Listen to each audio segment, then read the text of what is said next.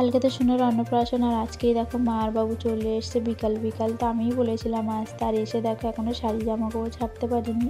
এখানে আমাকে বসে বসে সবজি কেটে দিচ্ছিলো। এটা কিন্তু একদম সত্যি কথা যে মায়েরাই কিন্তু মেয়েদের কষ্ট বোঝে, আর কেউ কিন্তু বোঝে না। তো এখানে আমি আজকে রান্না করছিলাম ফুলকপি আলু শিম দিয়ে ভাজা, ফুলকপি আলু মাছের ঝোল আর বেগুন ভাজা। আর সোনা দেখেছি তো কত খুশি হয়েছে ও দাদু আর দিদানকে পেয়ে। আর আজকে না আমি দুটো কড়াইতে আর কি রান্না বসিয়েছি, কারণ সন্ধ্যাবেলা আবার আসবে আমার দিদি আর দিদির মেয়ে। মানে এত তাড়াহুড়ো লেগে গেছে যে কি বলবো। মানে আজকে সারাদিনটা একটু শুতে পারিনি, সারাদিন ঘর পরিষ্কার করেছি।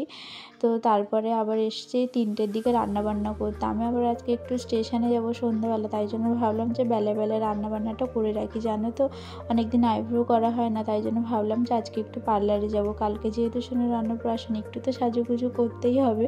আর আমি আইব্রো ছাড়া কিন্তু আজ পর্যন্ত পার্লার থেকে কোনো কিছুই করিনি। তো তাই জন্য আজকে একটু তাড়াহুড়ো করে রান্নাবান্না করি।